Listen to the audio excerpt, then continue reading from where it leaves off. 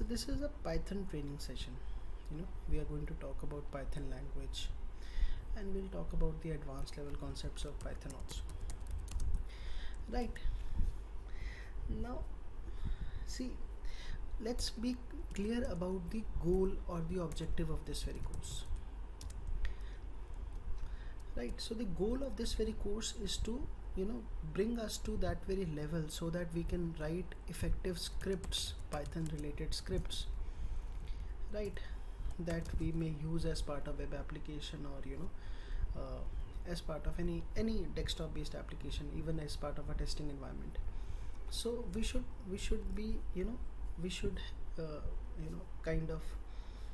we should bring ourselves to that very level where we are able to write effective Python scripts. So we'll talk about the basic syntax of a Python language, how Python scripts are written down. I will tell you one very statement that each and every data type in Python and each and every value, right, like sequence types, they all relate to objects in Python. Now this has a very big meaning in Python. In every language, like Java is an object oriented programming language, right? Each and every concept in Java revolves around object basically. Here everything is an object. Even on this string I can call any particular function. I will talk about other functions also, because this string is an object. I don't have to create this string with the help of new keyword in Python. I will tell you how to call functions or methods on everything possible, right? Then we will talk about conditionals, control statements, loops, functions. Basically we'll try to focus on, and then we'll talk about generators and decorators. There is a powerful module system in Python, how to load modules. And then we'll work with the real-time Python web application. We will understand all these concepts. Once we are familiar with all the concepts, then I'll tell you how to use all those concepts as part of web application also, right? So to begin with, we right now have Python version 3.9.6 if I'm not wrong. I'll tell you from where to download this Python version 3, right? So and if somebody asks me one statement about Python, then I should very well start with that Python allows us to write scripts. That is one thing, but apart from that, Python is also a modern day object oriented programming language or object oriented scripting language, right? It is here also in Python, every concept revolves around objects, and of course it is a scripting language, right? So then comes like every language is created by even an organization, a particular year. Python was actually created in the in late 1989 by a programmer who's actually a Dutch research programmer. The name of a programmer is, they have this pronunciation of this very name. This is a name of a programmer who has actually created Python first interpreter, right? Even till date, he is the prime contributor to Python language. He is the prime he's a principal author of Python language even till date. They pronounce this name as Guido van Rossum. He's the person who first created the Python interpreter, right? And the name Python came from there was this flying circus event happening near to his place, and from that event this name actually came up. That was the name, that was the name of an event from where this name came from. Right, so we got to know when it was created, who created it. He is the principal author, and even till date he is considered to be the benevolent dictator of life, for Python language. Benevolent dictator for life, you know for Python language. Right, so, and I will tell you how to install these two environment, Pycharm. Right, I will tell you how to, if you want to use Visual Studio, I will tell you about that also. But after knowing the author, year, and few, just a basic point about Python, right, there is a core philosophy. There are some fundamental points or philosophy, if we call it, on the basis of which this scripting language is based upon. Right, if I just take you to the Visual Studio, in the Visual Studio where Python, where you have this Python installed, if you just type this, import this, right, or if I create one file, let's say sample.py, right, in this location, you can see my location. I have just opened a particular folder and I have added this file called sample.py. For example, in this very folder, I'm going to create this file called sample.py, or I can create a new file right now. Right, let's say if I name this file as, let's say, core philosophy, and it's a Python file. So Python file ends with .py extension. Right, so if I just write this term called import this, and if I run this file core philosophy.py, import this actually works in the py file. Yeah, these are the core philosophies. I can talk about few. So I've just written down import this, and what they have told us is the fundamentals on which this language is based upon. Right, like, it's a very simple points that they call it as beautiful is better than ugly. Make your code more readable for the other person to understand. Make your code more elegant. It should not be a redundant kind of a code. I mean, not so much fuss should be there. Every language says that explicit is better than implicit. Right, it is better if you call the methods rather than your code is calling the stuff on its own. Let's not make reader guess what your code is doing. Make it obvious so that they understand this code thing very properly. Simple is better than complex. Make things simple. Complex is better than complicated. Don't complicate the code. Readability counts. You should have the good understanding about Python language, and with minimal amount of effort you should be able to understand what your script says. So these are some philosophy behind the Python language. But just now we saw that Python language ends with .py extension, and to run the Python language we use this interpreter, either py followed by the name of a file, for example core philosophy or sample.py. This is how we execute a Python script, a basic Python script. Right, now before we start learning all the concepts of Python, after knowing this basic philosophy point, see earlier, and see Python 3 version. If you just want to download Python in your local environment, all you can do is you can simply say, if you say you would like to download this Python, if you simply say download Python, it will take you to this very URL. it will identify your operating system, and it will give you the version 3.9.6. You can simply download it from here, from this very URL, right? And see, there is still this support for Python version 2.7 available, right? Still the support for Python 2.2 support is there. So that means, right now they say that there is no backward compatibility with Python version 2, so everything should be converted into Python 3.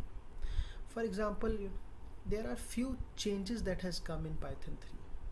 For example, in Python 3, print has become a function. Otherwise, print was a keyword in Python 2. So a function is always followed by this parenthesis or round bracket, right? In Python 3, there is only one integer type, int and float. They both comes under int type. So everything is in the UTF-8 or Unicode format. Otherwise, there is a ASCII format, there is a APID data. Everything is in the UTF-8 format, right? And you should know that Python 3 is actually a 10-year-old language. It actually came in year 2009, right? So these are few differences. I'll talk about more differences also in the coming session. For example, one thing that we will learn is everything is an object in Python. All data types, all functions, all classes, they are now built in Python's unique object model. I'll tell you how everything is basically considered as an object in Python. Right, now let's start with the, after knowing this basics, I've just told you that you can install Python from this very link. From this very link you can download Python. Similarly, this is Pycharm, right? To download that's the editor. I have actually 3 editors with us. Pycharm is one, of course Visual Studio is another, and there is another one called as this Comodo Edit, that is also there. You can use any one of your choice, right? Sorry? No, these are all free versions. So to download Pycharm, if let's say you want to download Pycharm, then all you need to type is, for example, if you go to your browser, if I simply say download Pycharm, again it will take me to that JetBrains link, this one, right? I can download the community edition, free edition. Once I download and once I proceed ahead, here the moment I download it, it will open like this. I have just created one project,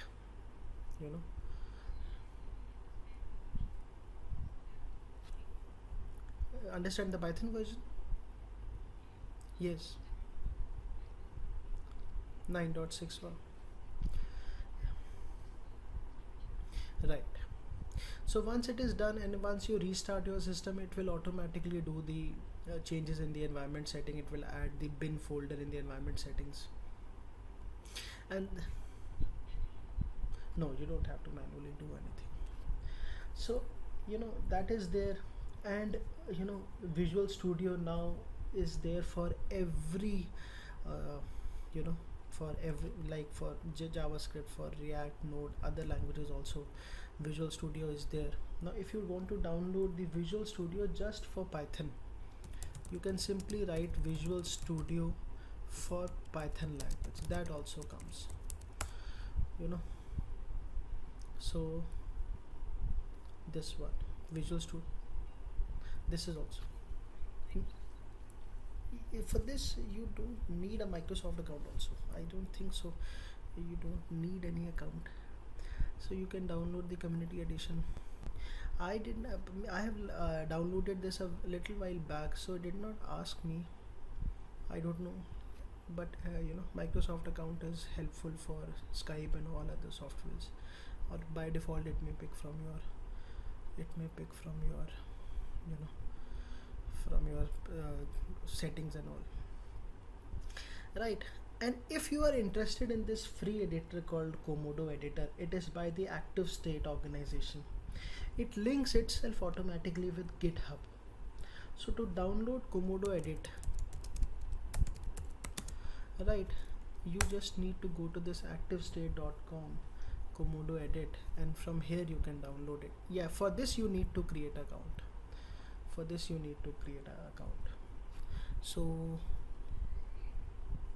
this one, this Active State Products Comodo Edit, I'll mail, yeah, after the class I'll so these are the three editors. If you find any problem with any of these three editors after loading the Python, first thing we should do is we should check which version of Python is there, or I can basically run one small script to get to know which version of Python is working.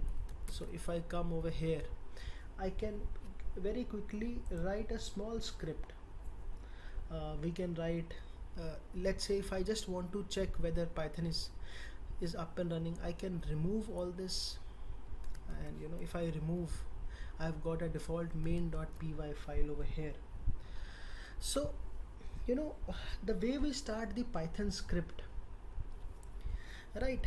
So before I create a Python script, after we configure the environment for our system where we are going to practice all the Python scripts, you should also know that Python scripting language, it does not look like other languages. For example, in Python there are no curly braces, or there is actually no semicolon, right? In Python, line ending and basically indentation is everything, or they both are very meaningful, right? And of course, again I am saying that in Python everything is an object, right? So like curly braces, the way classes begin, the way classes end, method begin, method and inner classes begin, and the way every statement ends, that is not there in Python. Line ending and indentation, that mentions the block for Python code, that is everything in Python. For example, now I'm not going to write the blocks right now. So if I go to this Pycharm editor, see, the first statement that I'm writing, it is meaningless for Windows or Mac environment. But once our application will deploy on the server, this statement, Python goes into the environment folder usr bin, right? We are just saying that Python 3 interpreter resides in this location, and with that I can write a comment also that this is the this is must for a web application, not for this Python script that I am going to write, that is going to run on Windows, that this statement is meaningless for Windows or Mac, right? Now before I proceed ahead, I should tell you about this hash sign or exclamation mark. See, there should be no space in front of hash sign exclamation mark, and this should be the first statement. Now this hash sign exclamation mark, it is known as a hash bang. This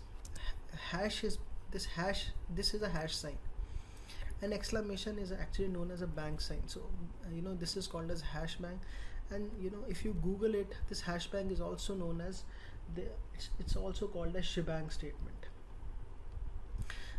right? So via this we mention what is the interpreter.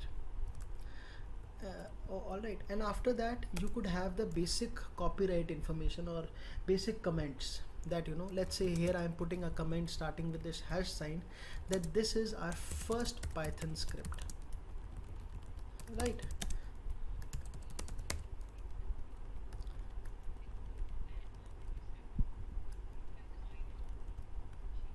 Yeah, yeah. So on your Windows or Mac, this statement that we have written, this has no meaning. I can remove that also, right? And this has only any specific meaning once your application is deployed on the server side, right?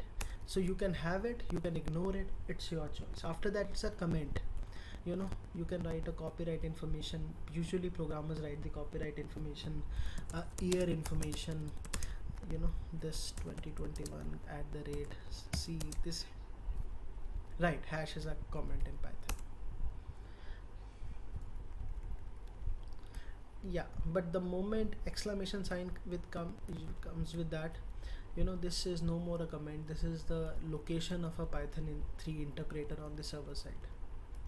Now it is comments, we will write it as part of a hash sign.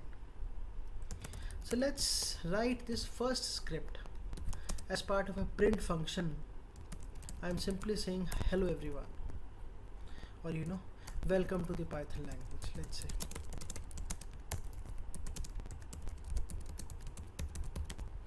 Right, exclamation mark, no semicolons required in the end. Now, you know, it will run from here, or there is a, you know, shortcut shift F10. So shift function key F10, if I run this, you see it prints me welcome to the Python language, right? So that means my Python, you know, installer is there. You know, if I want to know the version, I can write 3 more statements. For example, let's begin the Python script. So here I am going to load one module called as platform module. Why we are loading this module? Because I just want to know the version, Python version. So here I am saying Python version, you know, I have on my system, whatever statement I can write, you know, this is called as placeholder. Now via format function, I am going to replace the placeholder. So platform has this function called Python version. So I loaded this module just to call this function called Python_version, and everything is an object in Python. So on this object I called this function. Now when I run it, shift function key F10, it will say right now in my local the Python version is 3.9.1.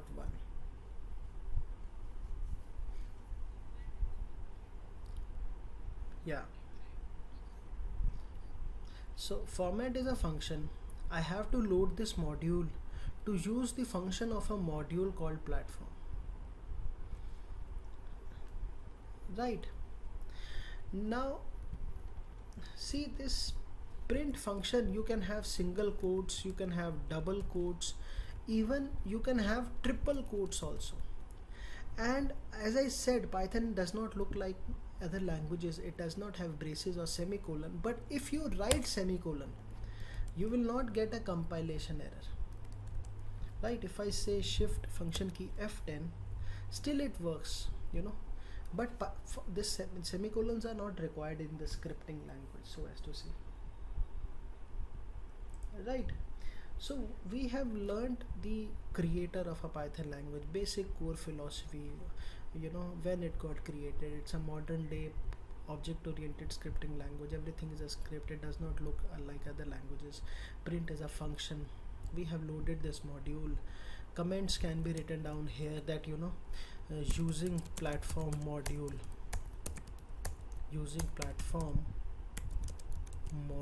or library. This could also be known as library.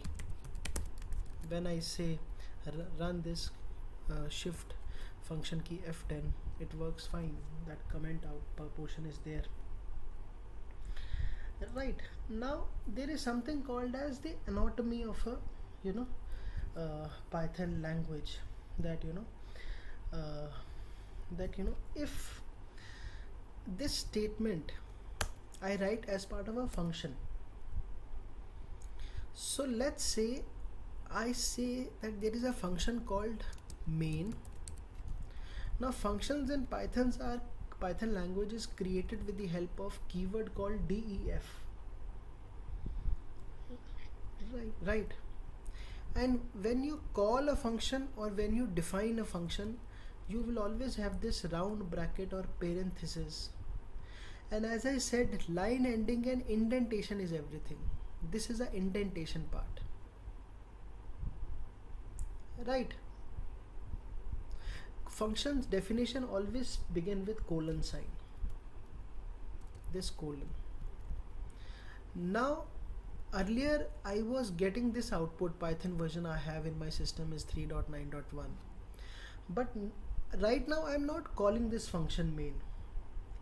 So if I just save this and if I run this shift function key F10, it did not print me this statement. Now functions in Python, they are executed. There is a main function. Main function is Python is executed like this: underscore underscore name, sorry, underscore underscore name underscore underscore double equal to sign, double underscore main, double underscore colon. This is how main function is executed. Now main can have message function. I don't have to call all the function like this, right? Now when I'm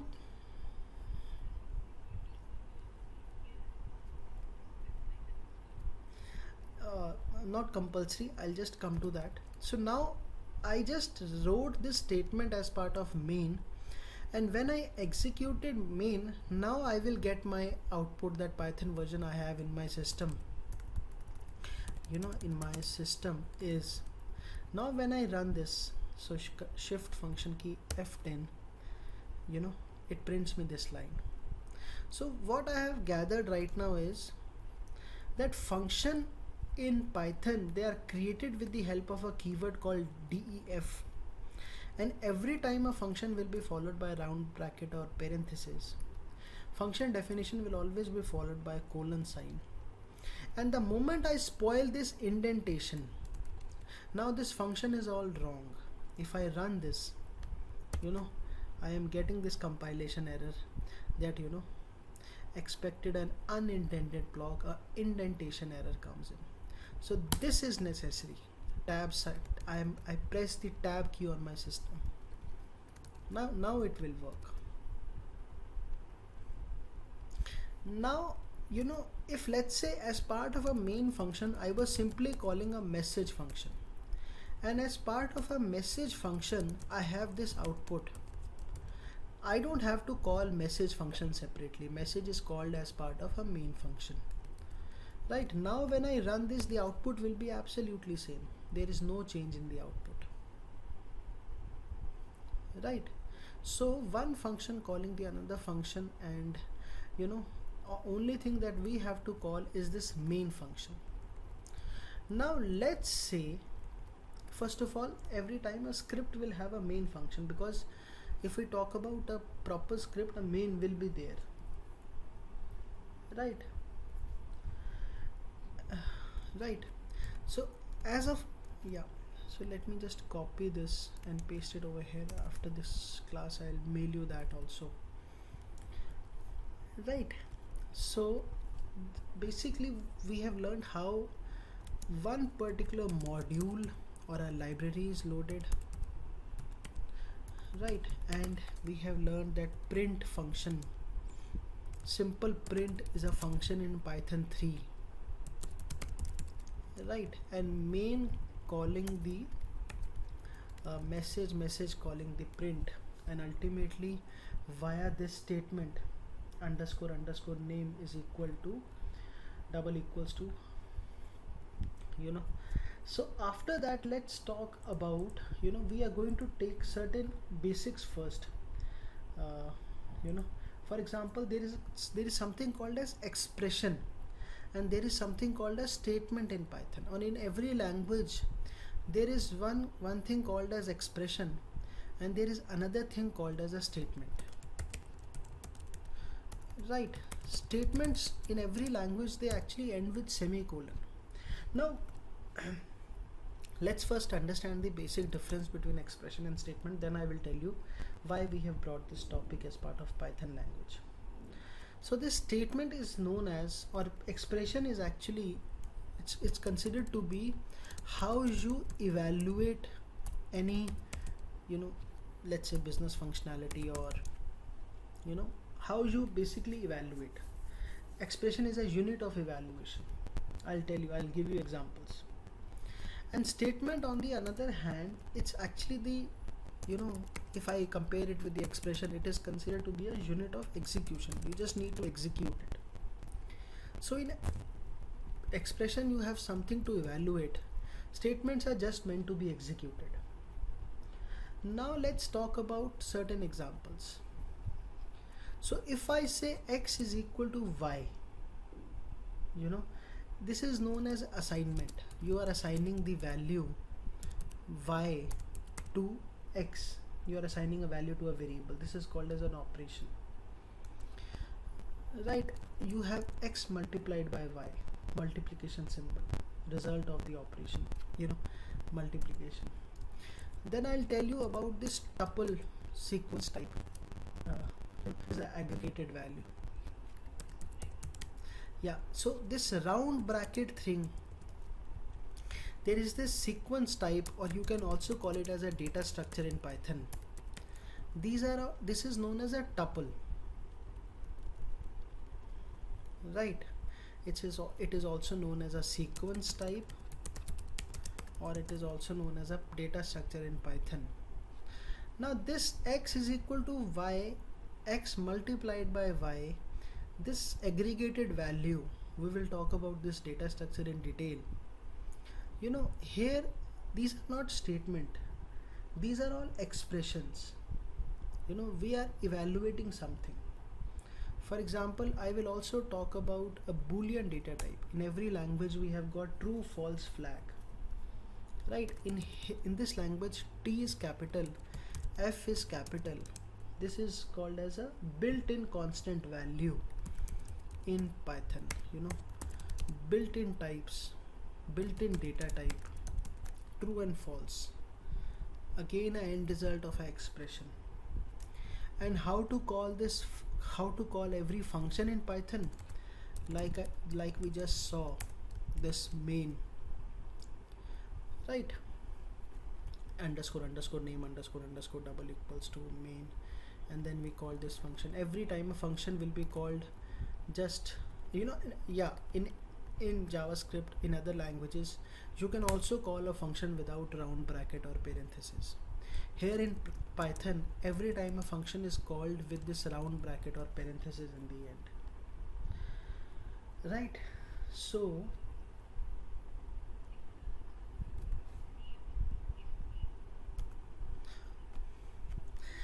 it's actually, yeah, you know, it's actually the syntax of a Python language.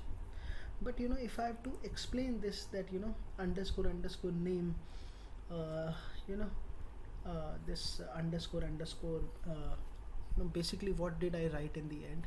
I said if double underscore name double underscore double equals to single quotes double underscore main double underscore, then call this main function. This is what I wrote in the end. Yeah, see, you know, here, you know, in Python, actually, you know, a script is executed basically with the help of this very, you know, statement.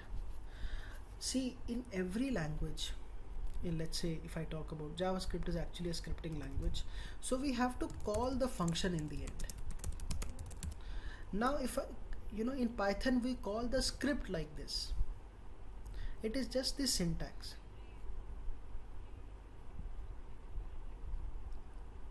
It's only for the main we call it, but you see here, if let's say I have got a ABC function which is actually running the script for me, then I will replace main with ABC. So here, like in Java, you have public static void main. Here there is nothing called as, you know, a main which a JVM is looking out for. No, when I run this script, the output will be absolutely same. You know, there is no change in the output. But without this,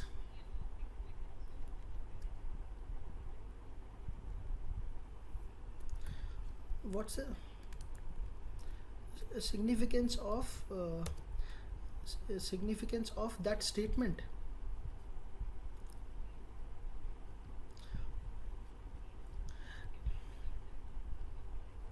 Yes, I am saying that I need to run the script, and I can run the script only with the help of this syntax. See now, if I call my script like this, double equals to that a functionality for main to run the script, if it is there, then we will call this, earlier I was saying that this entire functionality to run the script starts from main, but now I am saying there is no function with the name main because it is not mandatory, and I can also run the script like this. Now your question is, if I run this, the output is absolutely same. Now if I don't run the script like this and rather I call the function which calls the message, if I just run this using F10, then also the output C is same.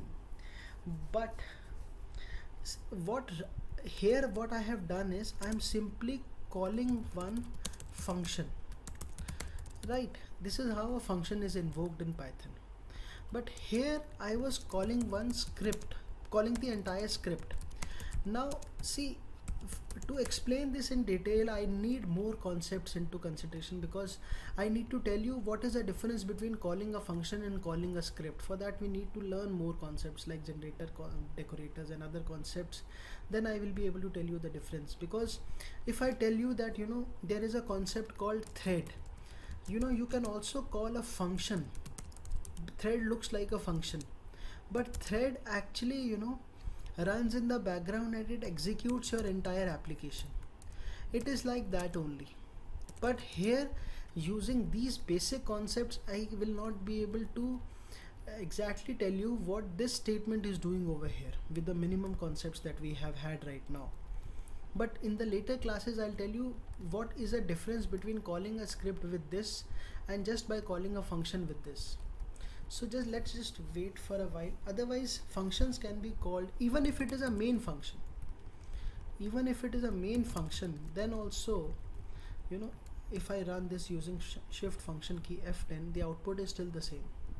But here it is a function, and I'll also tell you what is a significance of this statement, that please execute the entire script for us, right? So I was talking about expressions and statements. And expression, I was just telling you that this assignment, multiplication, tuple, this default keywords true and false, or if I have to call a function, these are all expressions, right? So if I come to Pycharm, and here I was calling this Python version I have in my system is this. So just to see one expression which we will which will again be meaningful in the coming classes. But if I declare a variable version is equal to platform.python version, and as part of a format function, if I simply pass a variable called version, again the output will be absolutely same, right? But this is a assignment. An assignment is an expression, not a statement. I have to dwell down into this Python version, right? As part of a Visual Studio or as part of a command prompt, for some reasons I have lowered down the Python version in my local environment. But if you want to check out right now, if I run this command, I will see 2.7 version, that is related to my system only. But if you download 3.9.6, this, by entering this statement, it will show you 3.9. Here it is showing me the old version. For some reasons I have degraded the version. That also you can check.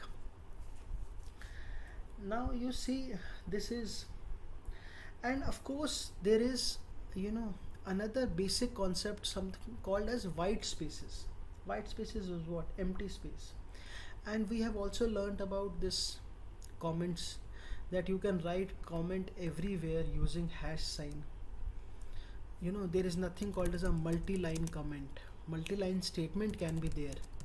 So, but if my comment is coming to the next line, I have no way else but to use another hash sign.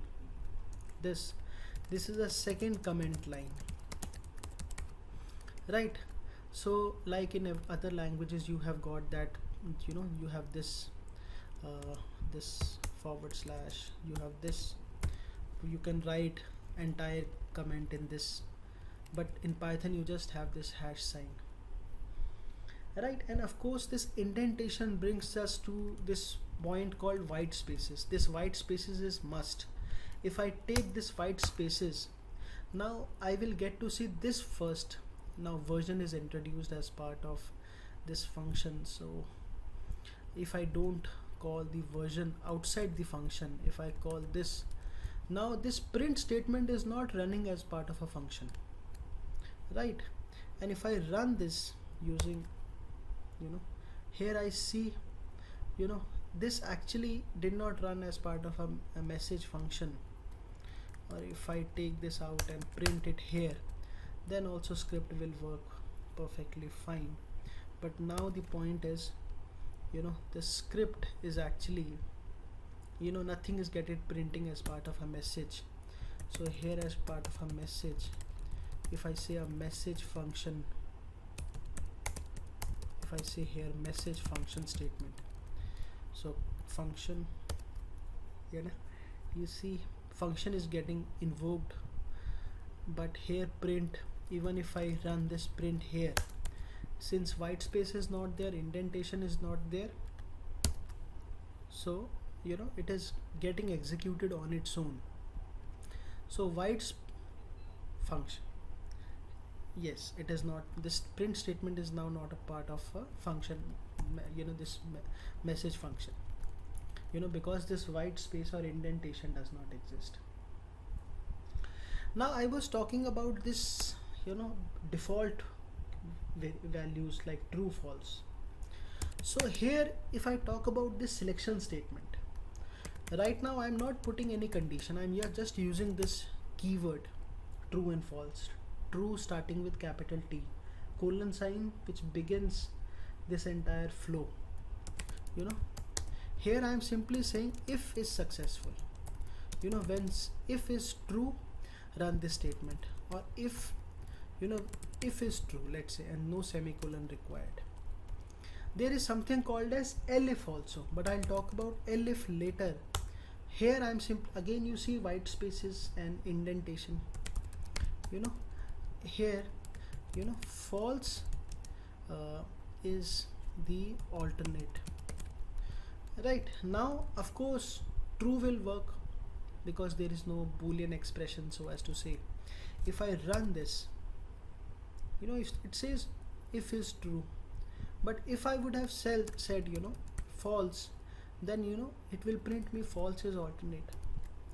The point that I want to make over here is, the moment I go deep into this script, indentation and this white space will be more meaningful, and this is how a Python script is structured.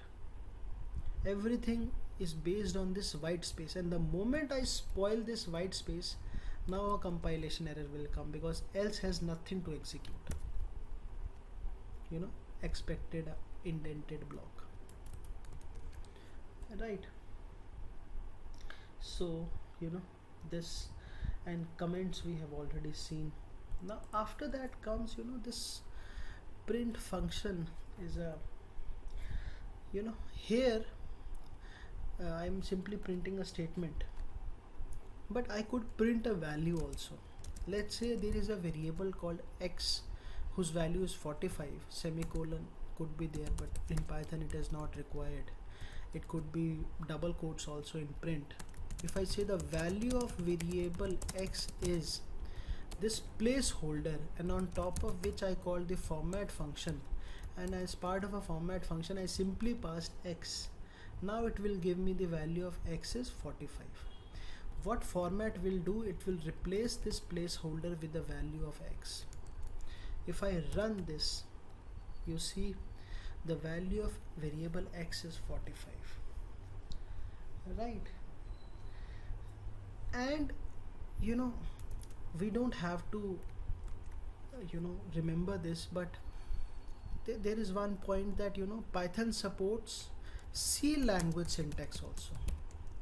Now the same thing, if I have to say in the C language, it is, there is this percentage sign D stand for digit, and there is this percentage variable name x.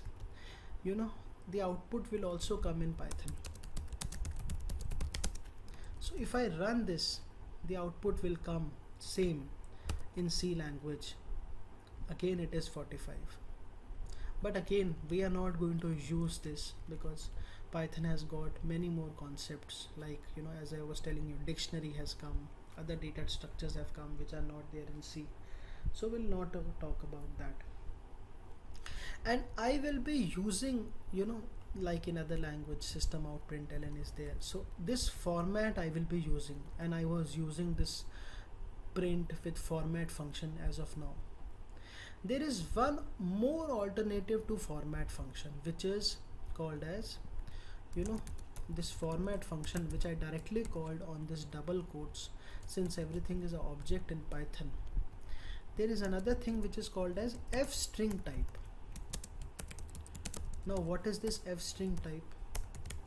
So if you don't want to call format function directly, you can call this f string type.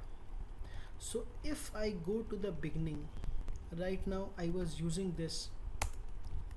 If I want to say the same thing in a different, and there is only one alternative apart from format function. So f comes in. F stands for this format short form f. So here, as part of f string type, if I say the value of variable x is, and according to the another and the last alternate, which is f string type, here as part of a placeholder, I will not call format now. As part of a placeholder, I will simply call x. Now the output will be absolutely same because I am using f string type, not format function. So either of these option I can use, format or f string type. If I run this, it says value of x according to f string type is 45. Here you see I did not call the format function. They both are absolutely same. It depends on our comfort level, which one actually we would like to go ahead with, right? So white spaces, comments, print function, f string type, basic indentation, white spaces basically. After that, I want to talk about blocks and scope. Now shall I continue with blocks and scope today itself, or you would like to revise this? Shall I continue? Yeah. So the next, we are just talking about some basics before we begin to learn about more advanced level concepts. So then comes another thing, blocks. So blocks kind of we have already seen. When I said if true, and I said using indentation, I gave a particular statement. Now Python of course differs from other languages. How a block is delimited. In every language a block is actually delimited with the help of this curly braces or figure bracket. Here we use indentation. For example, if I have this script here as part of our project, if I create a new file, a new Python file so as to begin with, and it says let's say I'm simply saying concepts 2, right? Again it ends with Python .py extension. I can begin with that hash bang line and interpreter information, comments, or else since it is running on Windows or Mac, I can simply start the script with these variable. So x is, let's say, 42 and y is, let's say, 85. So if x is less than y, of course 42 is less than 85. So a block says, within the block I can say x is less than y, where x is first place marker and y is second place marker, and on that I call this format function x comma y, dot format function, right? So now when I run this, of course it will run. It simply says, earlier actually everything was running as part of a script called main, right? And if I have to make it work, I can call it as part of any random function, right? And then I can call this function, but of course, and it is running this main file only. Now it says run, alt shift, again it is calling this. If I need the terminal in this,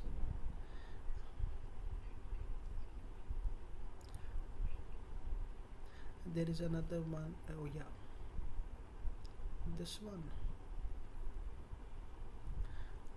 It accepts only main right now. If I have to call this particular, there is no terminal given to us. If I say restore default layout, this one,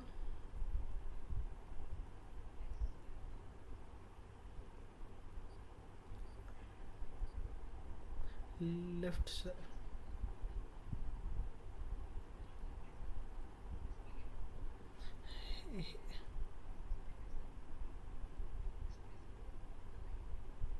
this one, it will only run the main only.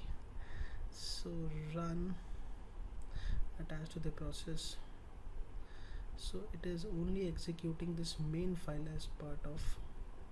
If I need to run, it is simple as part of terminal. If I say local, yeah, now I have got. So if I want to run this file called concepts2, now it will run that x is less than y, where x is 42 and y is 85. So, and of course once the terminal is up and running, for this if I check, Python version is also coming fine. Now see, and I called this function called ABC. Now I wanted to talk about this concept of blocks or indentation, and let's say as part of a block I introduce a new variable called z with value 105. Now the scope of this variable is only and only limited to this very block, right? Now if I print the value of variable z is, if I use f string type,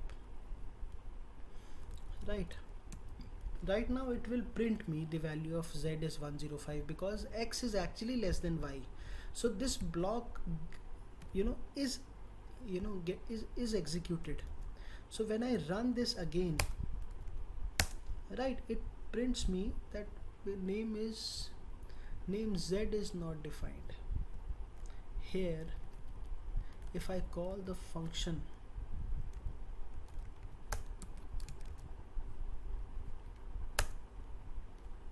but if I would have given this statement here, now it will work.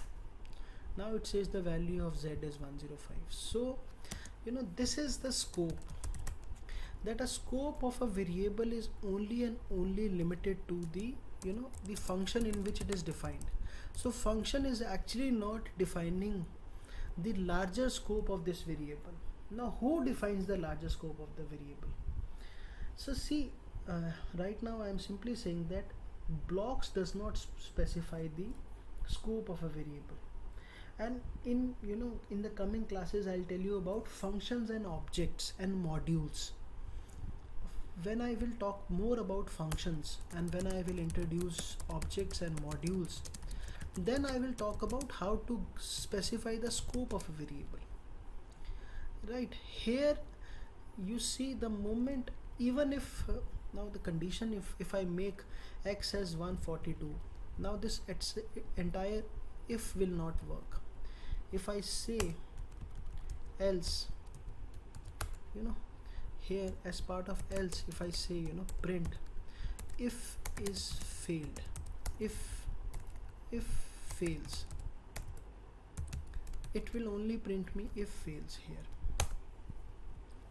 right? Because 142 is not less than 85. And if I try to use this print function which specifies z, it will give me this compilation error in the version 3.9. Lower version, in the version which is greater than 3.6 actually.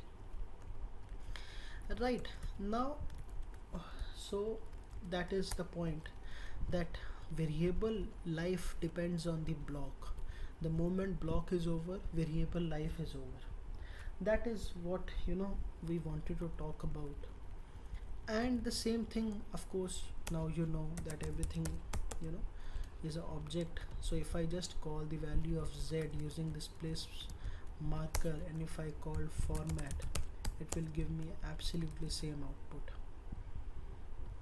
right?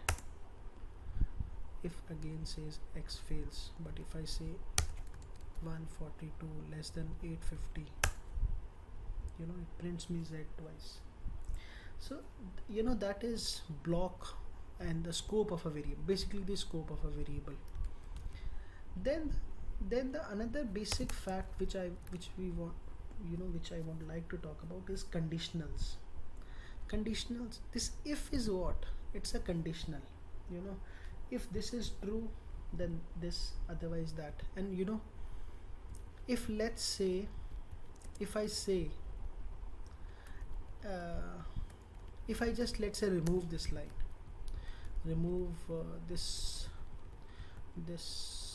thing also, and here if I print like this, is not recommended what I'm showing right now, but if we have just one statement, then the Python script supports this also. One statement directly as part of a conditional, right? And if you would like to talk about another statements, then semicolon also comes into picture. Again it is not recommended. So if I say print another if statement, let's say if I just write that, and if I just run this, it prints me another if statement also. So using semicolon you can have more number of statements, but this is not recommended because it is not easy to understand. But we don't get compilation error. The interpreter does not throw a compilation error in the current release. Now if else is a very popular selection statement or a conditional. So here we don't have switch case in Python. Switch case is used basically in other languages when you know that what all cases can come, and you basically take care about all those cases, right? You basically elif, yeah. So now if else was there, now another is elif. So now x is less than y. What if x is equal to y? What if else is greater than y?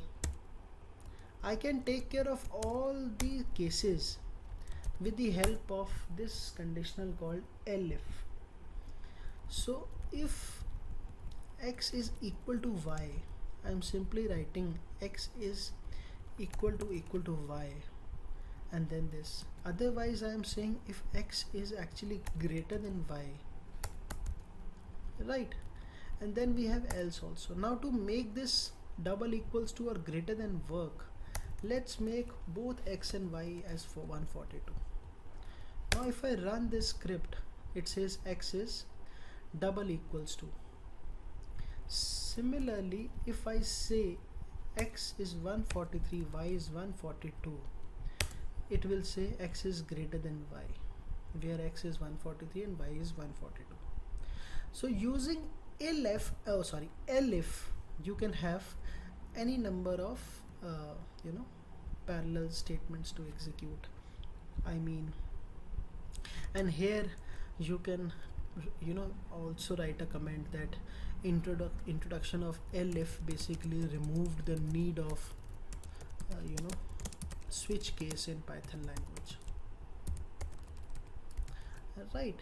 And it will work perfectly fine because we know comments come with the help of, again, IRAN, right?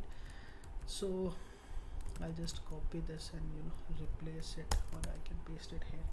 So we just talked about elif. Now I can give you more example that if x is 5, then run this. If I would have said if x is 142, please do this. If x is 143, please do this. If x is 144, do this. We can have any number of if, else and elifs, and we will talk about these conditional operators, right? Now let's understand another thing called loops, right? Loops in Python. So we have got while loop, we have got for loop, right, in Python. So while loop is what? While loop, you have got the initialization separate, you have got the Boolean evaluation separate, and you have got the iterations as a separate. Or if I would like to say it in the Python language, they say the body of loop will execute till the time a Boolean expression is true, right? Let me give you an example of a while loop. Again, I am not going to begin with the interpreter, right? Let's say now I need a list. List is a data structure. In Python there is no concept of arrays, so list data structure is recognized by this square bracket thing. So as part of a list data structure, I have got 5 elements. So I've got 1 2 3 4 5. Let's take a simple example, list with 5 elements, and this list is known by words, and it is a list because it is surrounded by a square bracket. Now when you talk about while loop, you start with initialization, while loop Boolean expression, there is no braces or figure bracket, then you are just printing the elements of list,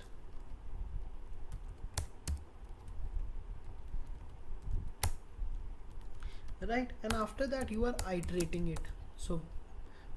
So n is 1, n is 0, then 1, then 2, then 3, then 4. We have not put this in any function. So if I save this, and if I go to the terminal all over again, if I open a terminal, if I run this file called loops in Python, so it prints me 1 2 3 4 5. So this is a while loop. Basically what we are saying is we are interested in running this statement for all the iterations that are there, and this particular part is known as initialization.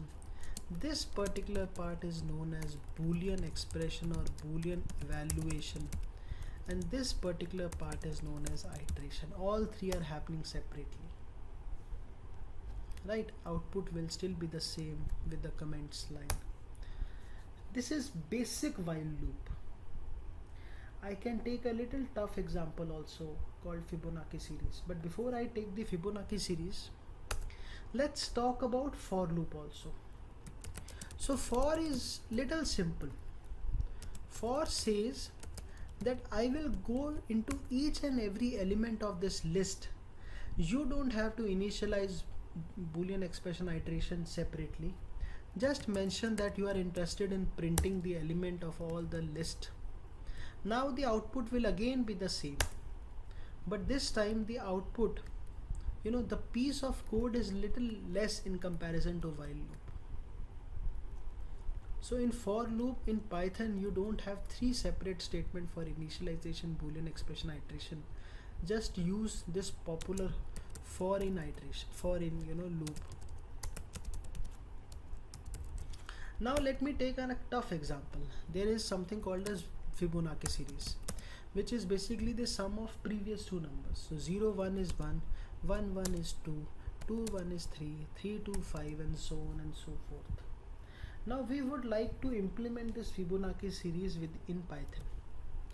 I introduced two variables, a comma b. A is 0, b is 1. Here you can initialize multiple variables like this in Python. Right, this is multiple initializations. Python understands this portion of a script that you are giving 0 to a and b to 1.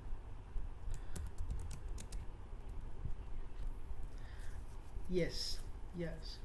This is called as a duck typing or dynamic typing. We will talk about this duck typing or dynamic typing hosting in the next session, where we will talk about data types. But here interpreter understands by the value itself that you are talking about an integer. If I make it to float, it will understand. But we'll talk about this data types or duck typing or dynamic typing in the next session. So let's say I would like to print the Fibonacci series till the number 100. I will beginning with 0 and we would like to go till 100. So earlier I was just putting one keyword. Now I am introducing this another parameter called end, which means after every display I would like to put some spaces.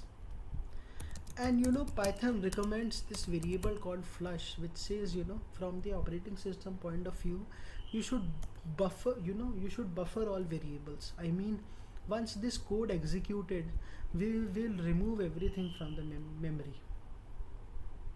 So we are still printing the value b, but what is the business logic? The business logic is a will become b and b will become a plus b. Just by that we should be able to write the Fibonacci series till value 100. So yeah, here so first we initialized a to 0 and b to 1. Then till the time the loop is less than 100, we are saying a will become b and b will become a plus b. Now when I run this, and for a meanwhile, if I comment this part out so that we focus only on this Boolean expression part, if I comment out other portions, if I run this now, you see 1 1 2 2 1 3 3 2 5 5 3 8 13 21 31 59 89 till value is less than 100. So this is Fibonacci series, the addition of previous two numbers. Right, so again initialization, iteration, and this Boolean expression is playing its role as part of a while loop. And of course we will talk about these loops in detail in the coming classes. Right, then I want to talk about functions and objects also. But if you want, we can connect tomorrow. I can continue, however it is fine with you.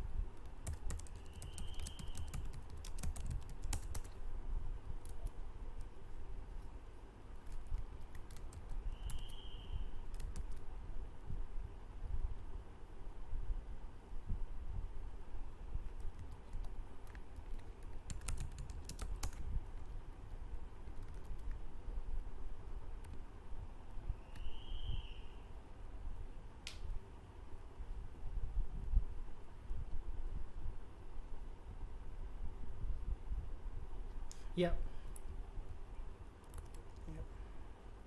So next is basically functions. We have already seen that functions are basically being created with the help of this def keyword, followed by the name of a function, followed by this round bracket, colon, and the definition of a function. Now we have something called as default function parameters. Right, we have something called as default function parameters. So if I create a new file, new Python file named as functions, just the basic introduction to functions. So if I just introduce this function called let's say calculate, and it accepts a parameter, and as part of a function we simply print the value of this parameter. Now after that I can call this calculate function with the value 15. It will simply print me. Now I can clear the terminal first of all, and I can clear the terminal and I can run this file called functions.py. It simply prints me 15. But what if I don't pass any parameter? So there is something called as default function parameter in Python. So if I call this function without any parameter, it will by default take the value 10, right? So the first function execution also ran successfully. The second function execution invocation ran, and we can understand that we are passing the parameter, so it will print that parameter. But the point was this, that if you have a function definition with default function parameters, that is very much, yeah, it will take that. So, and every function returns a value. For example, if I call this function and if I accepts the return value, of course I don't have a return keyword here, but if I simply print x also, it will print me none, that there is no value, absence of value. But still it prints me this, it prints me none, because every function returns a value.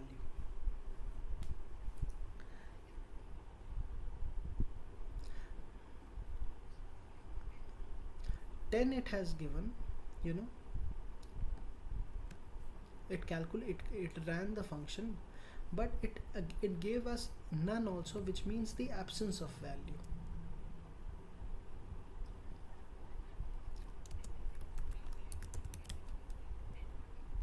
No, the function is not returning 10. After the execution of function, it printed the value 10, but there is no return keyword. I will introduce return keyword also, right? Let's take that example and let's talk about, let's say, prime numbers. So what is a prime number? A number which is divided by 1 and the number itself, that is a prime number. So we created one function called whether a number is a prime or not using isPrime function. We said you give us a number.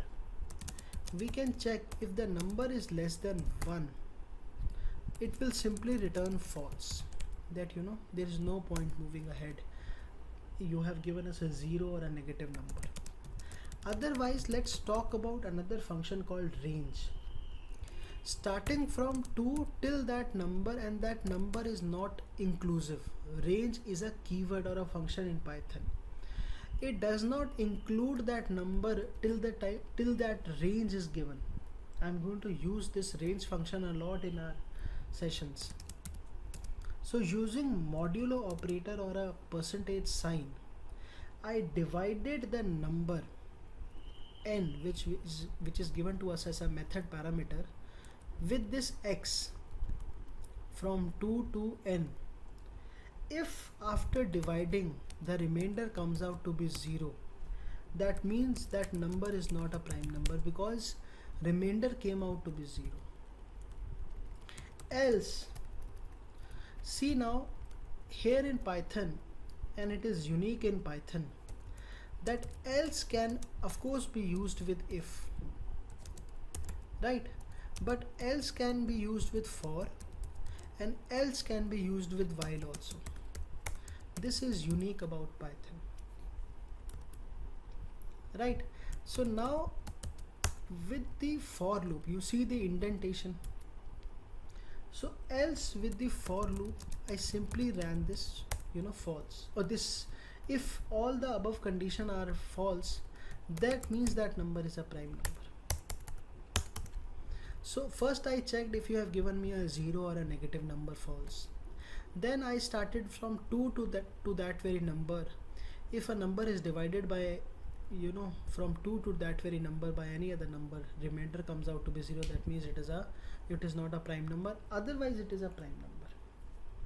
So if I call this function, the name of a function is prime with the parameter, let's say 5. Now 5 number can only be divided by 1 and with 5 only. So using f string type place marker, I said is a prime number. Of course 5 is a prime number. Else I can write that f place marker is not a prime number. Let's say this is a n, and this n is actually 5. Now when I save it and when I run this, it says 5 is a prime number,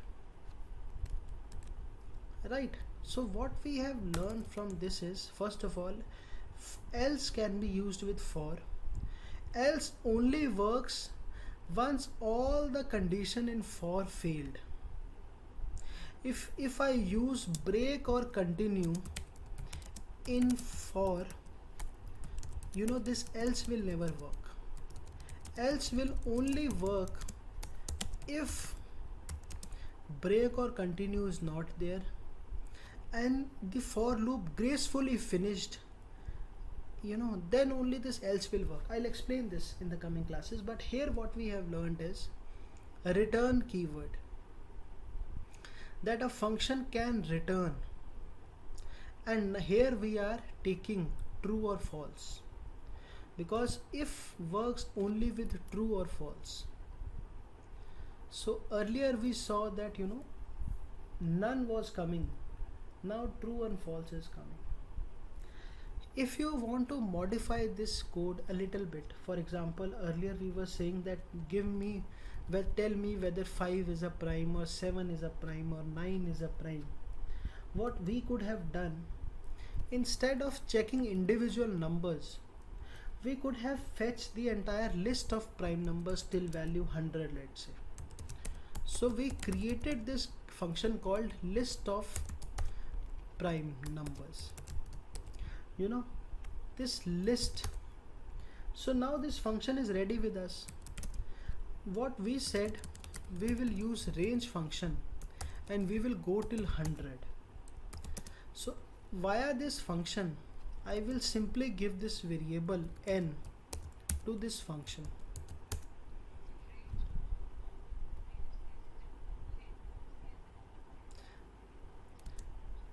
So range function can have 3 parameters: start value, stop value, and step value. I will talk about all 3 parameters. Right now I have single parameter, which means 0 to 99. Here in this session, in this example, 2 is a start value, n is a stop value. Stop is non-inclusive. I will talk about step value also. I am going to use range function a lot in the coming classes, right? So if a number is a prime, give me the number, and after every value give me some spaces, and once you are done, remove everything from the memory, right? Now I don't need to call this function separately, so I'm just commenting this part out. Now if I run this, if I run this, Of course I have to call this function after definition. Here let me call this function, right? It will give me the list of prime numbers till value 100, 2 3 5 7 11 97, right? So we had this range function and we checked it via prime, the same definition that we already had. So we made use of this definition here, and we put this small logic to get to know the list. And of course we use this, this end parameter as part of a print function, right? Now we can wrap up over here, and we can talk about objects, and I will talk about data types and the sequence type in the next session, right? And I'll upload this recording that will come to your account, and we can connect in our next class, right? Thank you. Right.